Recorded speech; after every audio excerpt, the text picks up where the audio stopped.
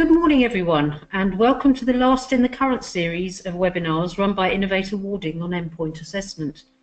My name is Cathie Smith and my colleague Andy McNeill will be taking us through the assessment models for Level 2 Retailer, Level 3 Retail Manager, Level 4 Retail Team Leader. We are working on a new series, details of which will be notified as soon as possible in May. These will focus on more detail for the individual sectors and provide guidance as well as information, together with some information too about any new standards that we gain approval for in the meantime. We have around 60 delegates registered on the webinar this week, a mix of employers, training providers and of course our competitors. Welcome all. So the aims of this session is to give you a brief introduction to Innovate Awarding, to talk about the endpoint assessment journey for the standards in a bit more detail, to take a look at the assessment methodologies identified in the assessment plans for the retail standards, and to give you an outline of Innovate's approach to delivering endpoint assessment for these standards, as well as brief information about the assessment workforce and the support materials we will be offering. We will be talking for probably a bit less than the hour, and we will be delighted if you can ask questions on the system. But due to a few technical issues, we will not be able to answer them as they come in, but will reply directly to you as soon as possible, and certainly early next week. So please get the questions coming in. We'd be delighted to hear from you. If you don't actually get the chance to ask during the session, then please contact us directly on the details given at the end. So there are a variety of different ways in which you can contact us for further information. So just a brief snapshot about who Innovate Awarding is. We are an independent limited company within the Lifetime Group. We are a recognised awarding organisation. We are regulated by Ofqual, Qualifications Wales and CCEA in Northern Ireland. Financially strong with independent corporate governance, and of course we are on the register of apprenticeship assessment organisations, and I will give you some details about the standards we're approved to deliver in a minute.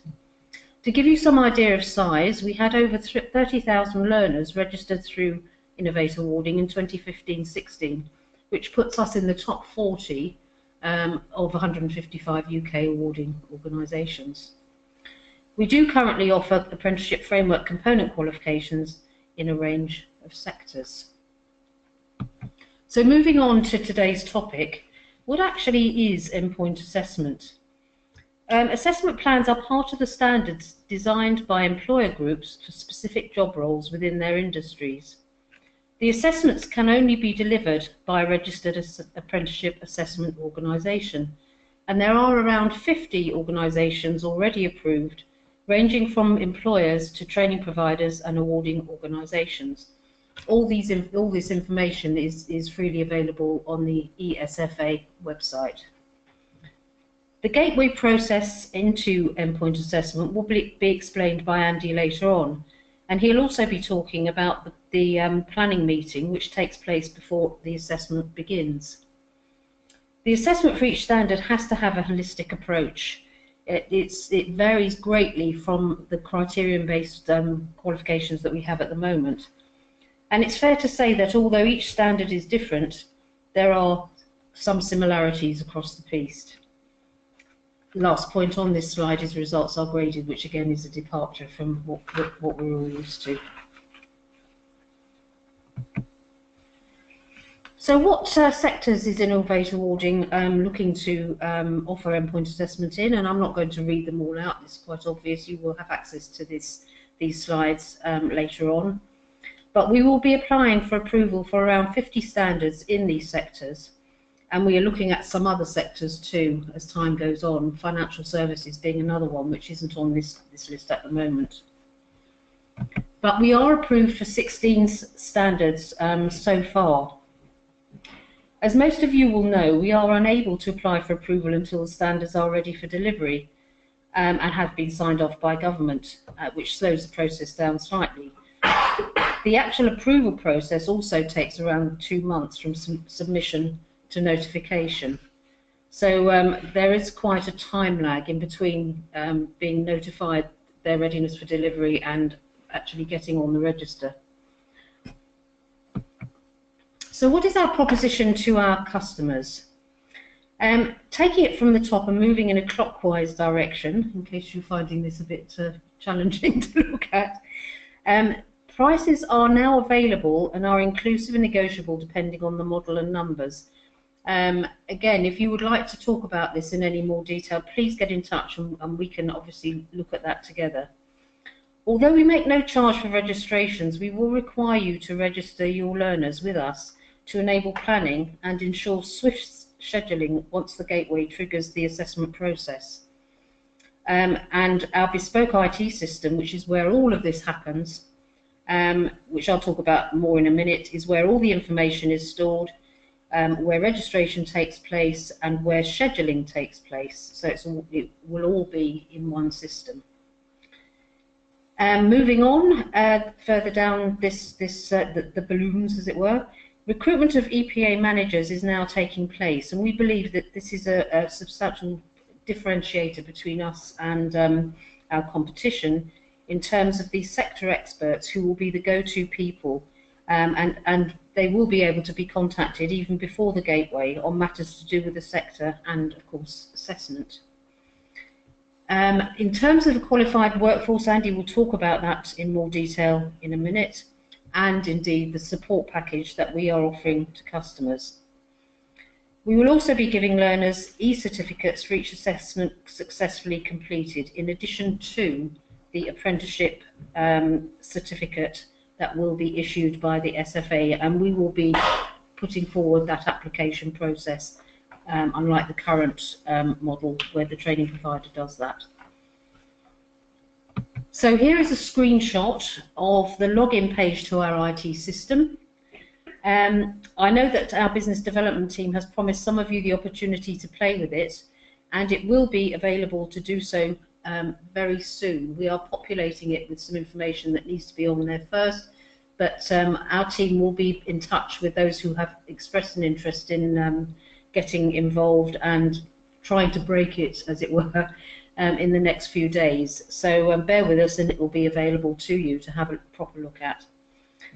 Now I'm going to pass on to Andy to take us through the assessment journey for the three retail standards that we are talking about today.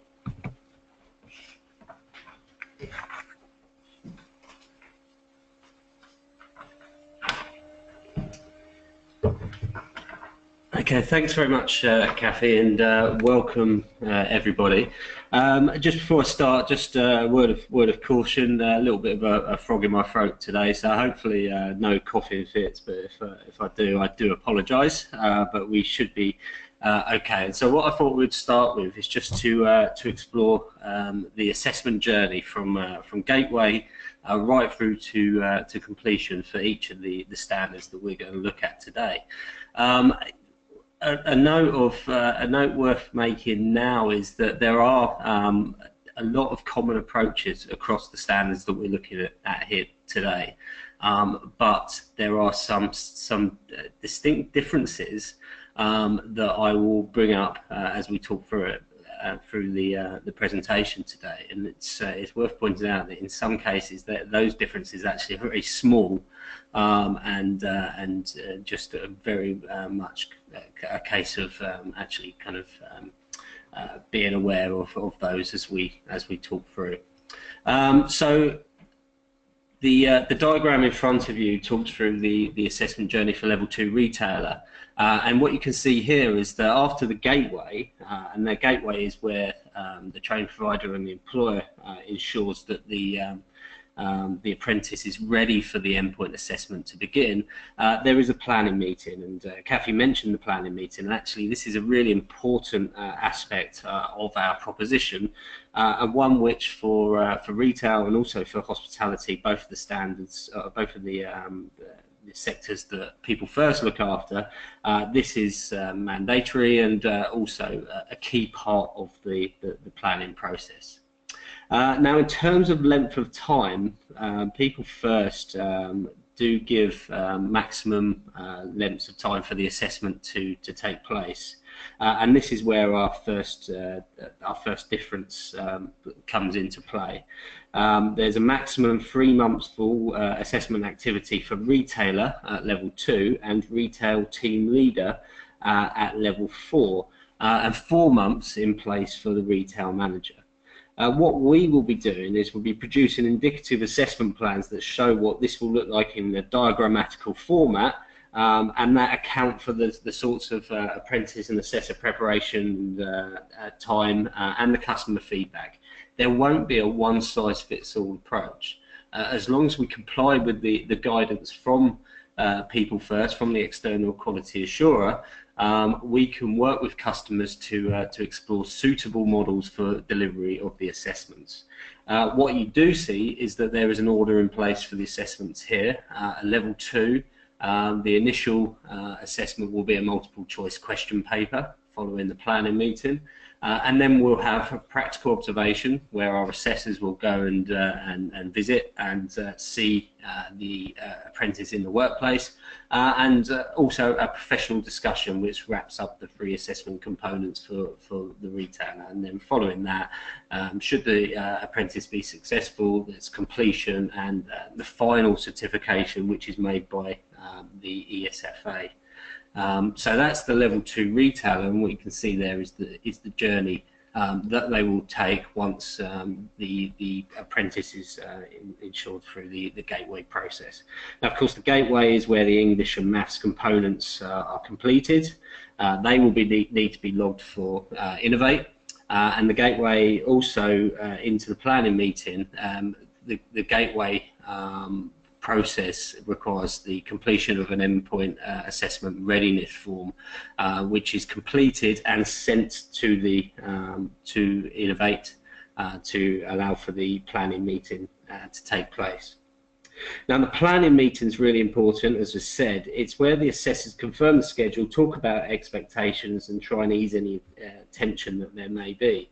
It's also really important, as we move on to the next slide, you'll see that the major difference between the level 2 retailer and the level 3 and level 4 retail team leader, which is on this slide, is that instead of a practical observation, what you have is a retail business project.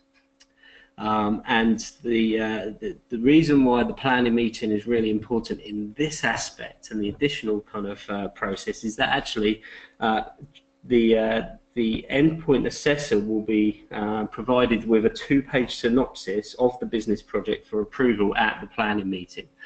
So that synopsis is completed during non-program learning, agreed through the gateway, and then given to the endpoint assessor for approval, so that the apprentice can then take forward the completion of the retail business project during the assessment duration, so to speak. So this is again is why that planning meeting is really important. It helps us to schedule, but it also helps for the assessment journey to take place and move forward. But what we're going to do as we go through today's presentation is talk in a lot more detail about what those assessment components are, what they look like for each of the standards that we're talking about today, and kind of lay down some of the key things that hopefully will help you in terms of moving forward, supporting apprentices during training, and also deciding upon the endpoint assessment organisation. So on-screen tests. So we talked about multiple choice question tests for retailer and retail team leader. Is a kind of standard format, very much what a lot of you will be used to, based on real life scenarios and situations. These can be delivered.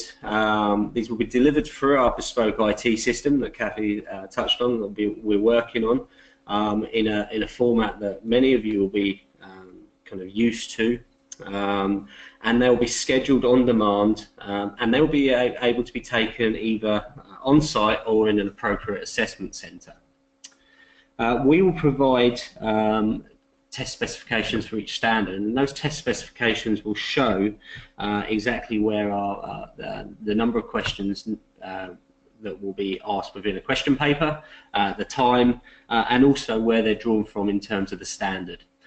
So that's an important part of the information that we're working on now, is provided through the documentation that people first produce, and we'll be producing it in a format that's really useful for our customers. In terms of one of the key differences here, Retail Manager doesn't utilise multiple choice questions. It's short and extended questions for Retail Manager. Again, our support proposition, which we'll talk about towards the end of the presentation, will show how we intend to support all of the on-screen tests that we're producing. But it's an important kind of note to make here that for Retail Manager, it's a different type of test that we're looking at. And as we move on to the next slide, which talks about the length of time that's available, you'll see that for Retail Manager, the middle one on the slide there, 2 hours written exam.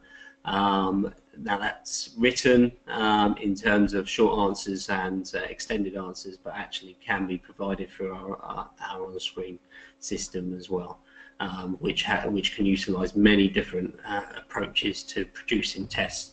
And again, our support proposition will show exactly how we intend to support you through this process. Retailer is 30 minutes. But actually has 10 minutes reading time at the start, so in truth that's 40 minutes, and Retail Team Leader will be a 1 hour test.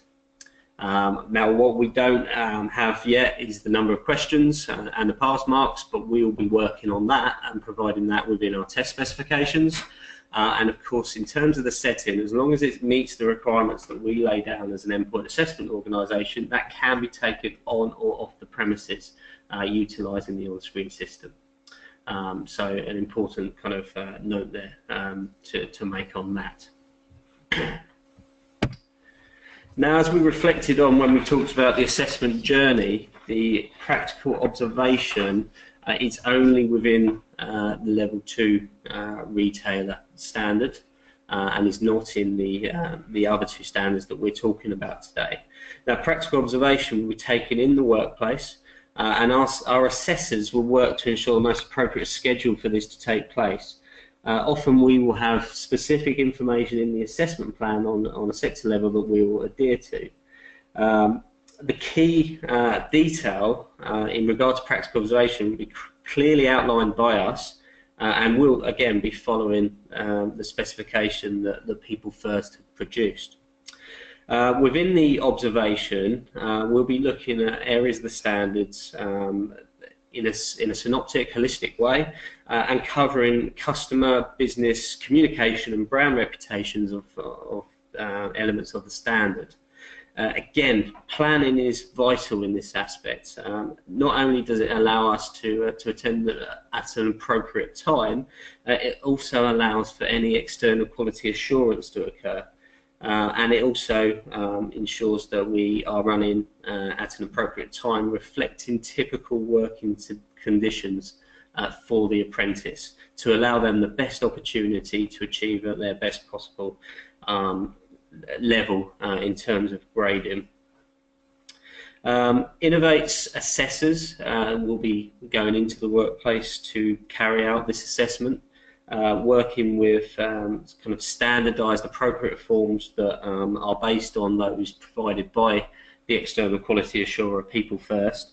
And of course, this is an apprentice in a real life working environment, and it can't be simulated. It has to be in the workplace at an appropriate time.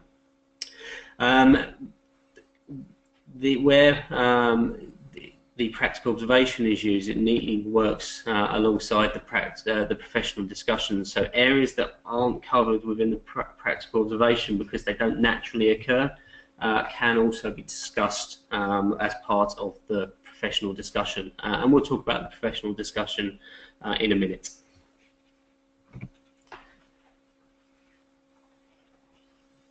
So the business project, which obviously we talked about within the assessment journey, and is required to be kind of reviewed as part of a synopsis within the planning meeting. So a two-page synopsis will be essentially produced and sent to the Innovate Endpoint Assessor to be signed off at the planning meeting, following the support that the apprentice receives from the employer and training provider prior to Gateway.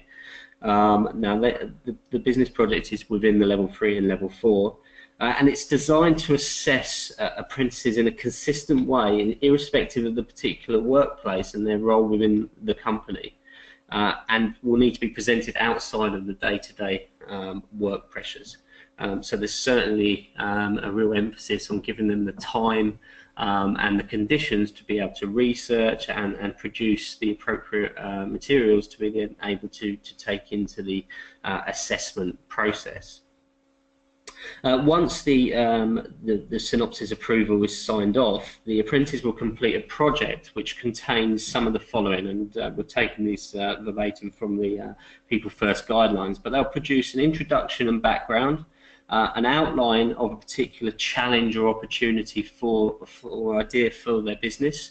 They will work on producing aims and objectives, identifying measurable improvements and benefits to their organisation, evidence of consultation and engagement with relevant stakeholders. They will look at costs and commercial context, legislative requirements. They will have to provide evidence of effective research and justify any recommendations for implementation, and also include timeframes for implementation. So this is kind of a standard approach to these business projects that runs across level 3 and level 4, and obviously in terms of what they need to produce is quite a distinct kind of important element of the assessments that they're taking. The apprentice will present their project to the endpoint assessor in a controlled environment, and they'll be given 30 minutes to present that, and that includes time for the endpoint assessor, who's reviewed elements beforehand, to run a question and answer session as well. The apprentice is required to provide supporting evidence to show that they've completed each of the activities I've discussed previously, to lead them to recommendations presented within the session. The presentation time itself is not sufficient to cover the full requirements, so apprentices must also supply supporting information to evidence the process undertaken, which must be, and they must be presented to the endpoint assessor, or provided to the endpoint assessor no less than 5 working days prior to the presentation. So quite a lot of things there that the apprentice will need to do within the business project. For that evidence they provide, there's no stipulated word count. Any of you involved in hospitality will know that the business project has stipulated word counts included. There isn't anything of that sort within retail, and the endpoint assessor will mark this alongside the presentation given to provide the outcome of the assessment activity. In terms of presentation of the information that we're talking about prior to the actual face-to-face presentation, apprentices are free to do this in whichever way they feel appropriate. So that could be a business report, but must include details of how and what research was undertaken, costings, and how the legal implications have been considered. In terms of our guidance and our support for this will be very, very detailed for training providers and employers, and it will also be very straightforward for apprentices to understand. So there'll be much more than what we're talking about here today, and also we'll provide example synopses for apprentices and training providers and employers to look at. as well as some kind of examples as to how the grading decisions are made and what the criteria are for the business project. So an important aspect of the assessment, but one of three within retail.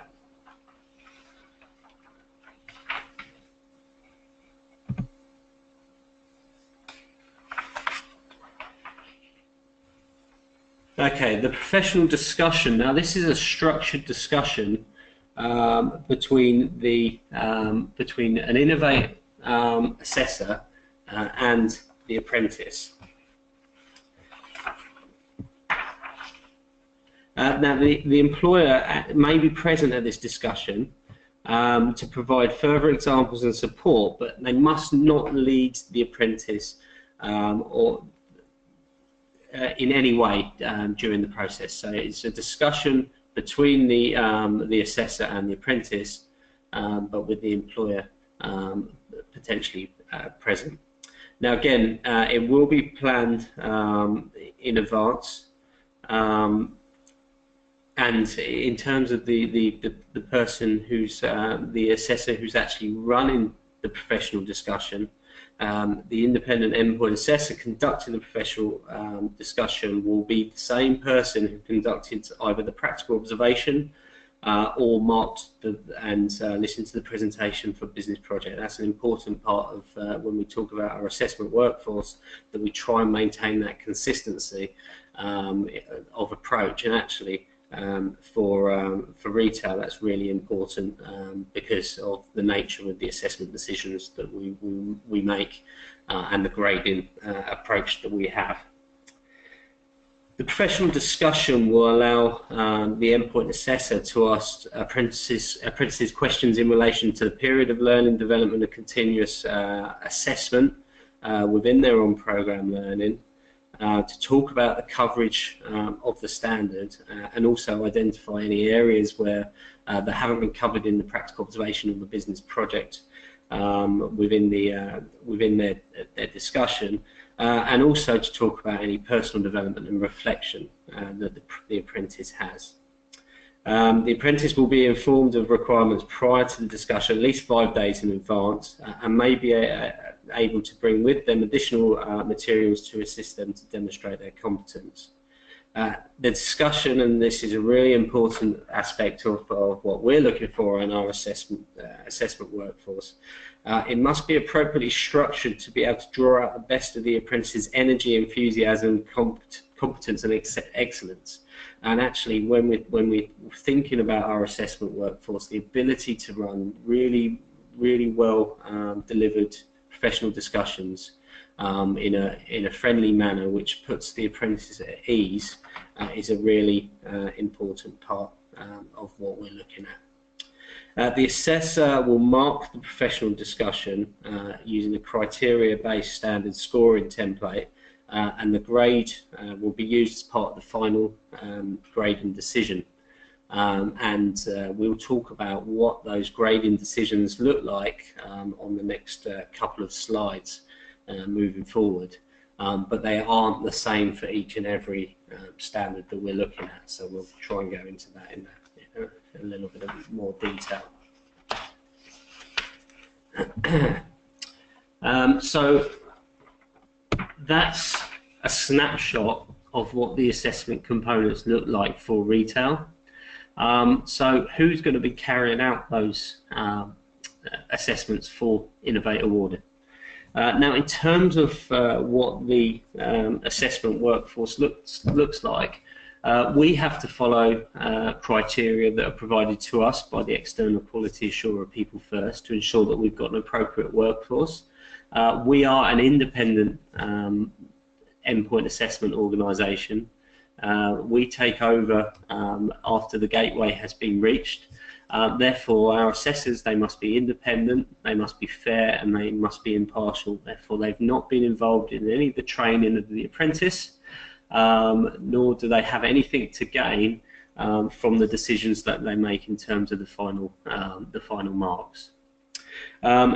What's really important is an industry perspective.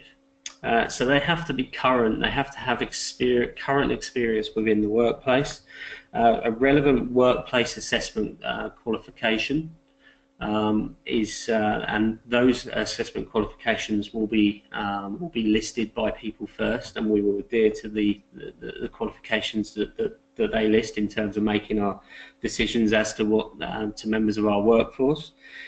They will be under contract to Innovate to deliver the assessment on our behalf. They will be working within the IT system that Cathie talked about, and they'll be managing their CPD, which is another important element of the industry perspective, through our system. So they have to maintain their CPD through relevant events, through relevant learning, through relevant attendance at different conferences or presentations, as well as making sure they're up to date and maintaining their workplace experience. So going out and doing days in the workplace, working in a shop, or other relevant retail experience.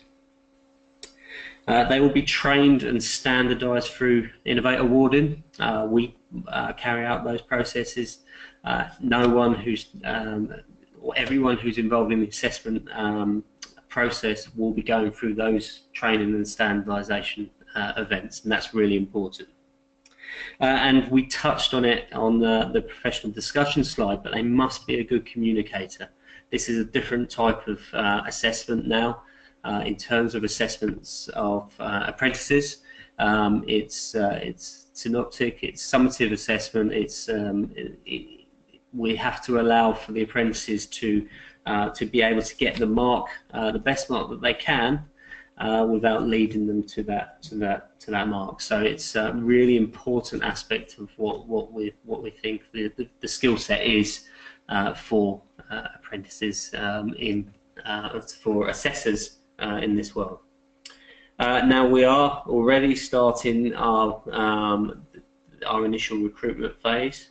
We're very interested in talking to people who want to be assessors in retail or other sectors, and the contact details that we provide at the end of today's session. I encourage anyone who's on the session today or listening to the recording to get in contact with us, provide us with a CV and some kind of idea as to your relevant occupational experience, so that we can add you to our database, make contact, and keep in touch with you in terms of the relevant sessions that we might be providing over the next few months as we move into the year before we start delivering assessments. Okay, so we talked about grading. We touched on grading, and actually this is where there is a slight difference that we need to touch on for each of the standards, and this is really important. Now, for level 2 retailer, unlike the other two standards, the retailer asked the assessment organisation to define the overall grading criteria for the final grade.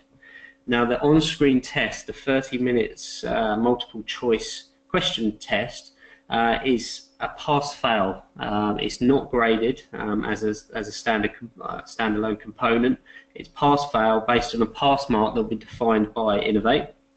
The professional discussion and the practical observation, however, are criteria-based assessments where grading is determined based on achieving competence against set criteria over the course of those assessments.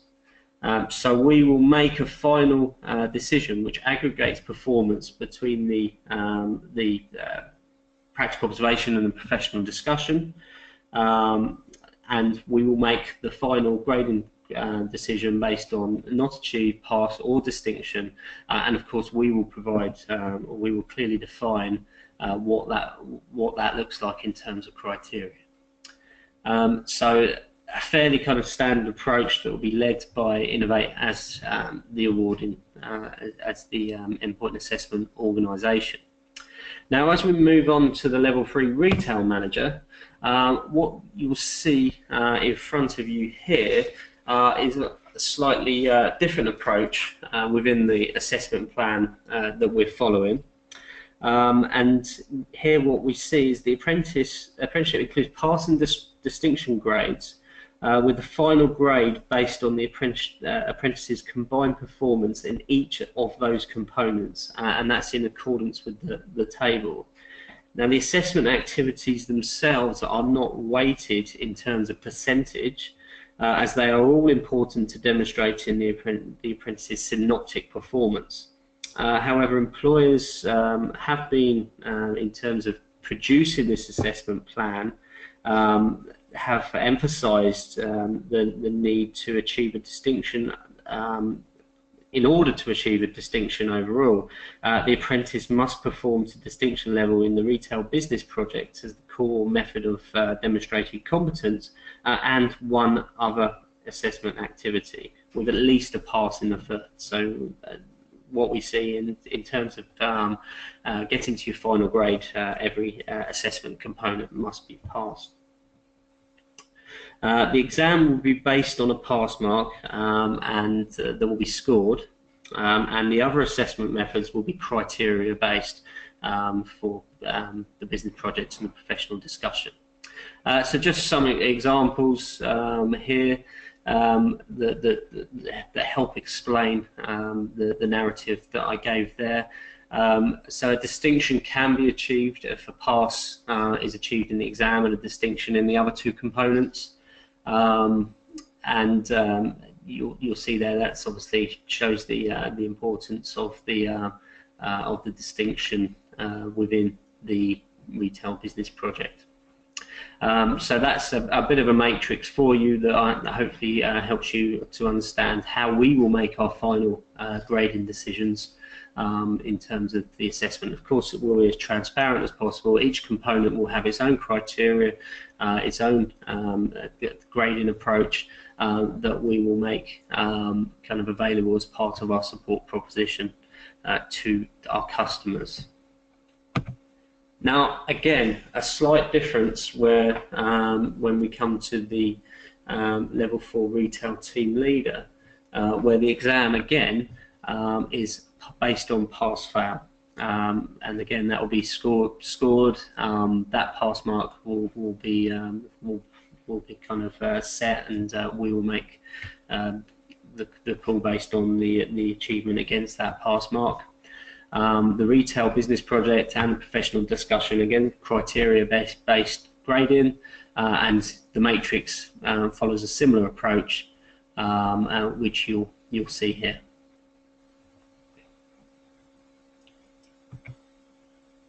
Okay, so we're coming towards the end. The last few slides. The last slide from me, and then I'll hand over to Cathie just to talk about costs and to wrap up our discussion. Now, the support proposition, this is an absolutely key part of what we're looking at, and is included as part of our standard proposition to all customers. Now, this approach relates to retail, but we've followed the same approach for all of the standards that we're offering assessments for, and we will make sure that we've got materials available from as early as May this year, when the first training starts for new apprenticeship standards, and we will continue to build on that within the first year of our delivery. And it's important to say that our approach to support is that it's a rolling program. We don't stop after the first year. We talk to our customers and we identify areas of our assessments that training providers, employers, and of course apprentices themselves can benefit from support from the Endpoint assessment organisation. Now, initially, in terms of general support, our webinar program, for which you're on today, is a key part of kind of setting the scene. We plan to really expand on that webinar program and start to provide more detailed, relevant information for our customers based on specific areas and also in areas which I've only kind of touched on today. So our training and our support in terms of endpoint assessment, we will start to really build on that through 2017, and that will be an ongoing program. Our endpoint assessment managers will be sector experts. They'll be able to provide sector information for you based on either requests or a standard approach, potentially, for example, elements of the grading that we've only really kind of touched on today.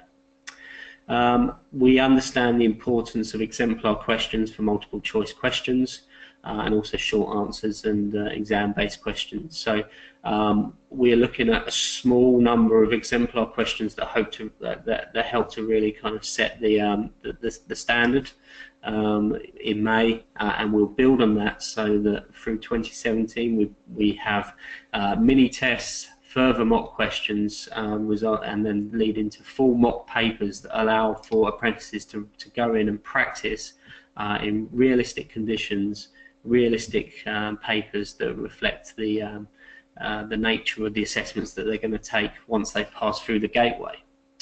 We're also providing some initial guidance for the employer, the training provider and the apprentice on what to expect from the endpoint practical observation and the endpoint professional discussion, and also working on initial guidance as to how the business project will work for level 3 and level 4 retail manager and retail team leader. As we move through that program, our guidance will not only increase once our knowledge of what those assessments look like in terms of detail, but also in terms of innovative delivery. So we'll look at videos, podcasts, and other kind of approaches to being able to provide kind of detail and support that helps people to put it in the mind's eye as to what the expectations will be and how we'll carry out that assessment. So that the first kind of contact with the assessment process doesn't start at the live assessment stage. It essentially needs to not be the unknown, and that's what we intend to do through our support proposition.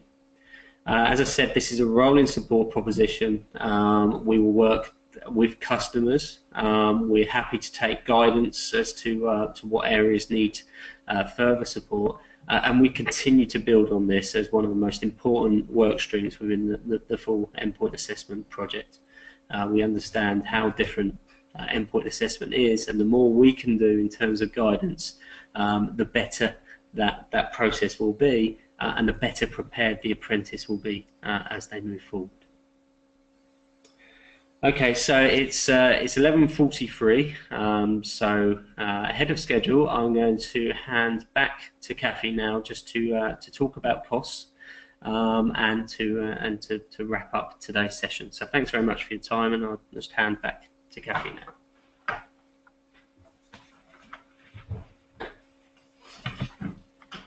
Thank you, Andy. We've already talked a bit about prices before, but a couple of things to add is that all of our prices fall within the affordability statement set within each assessment plan. I would mention again that they are negotiable. So if anybody would like to discuss pricing and the assessment models that would have a bearing on the agreed price, please get in touch on this email or on one of the numbers following. And here are our phone numbers and various other contact numbers.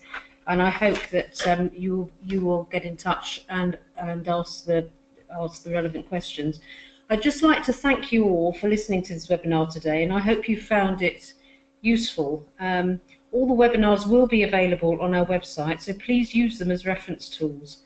And we will be in touch as soon as possible next month to let you know the new schedule of events, as Andy has spoken about earlier.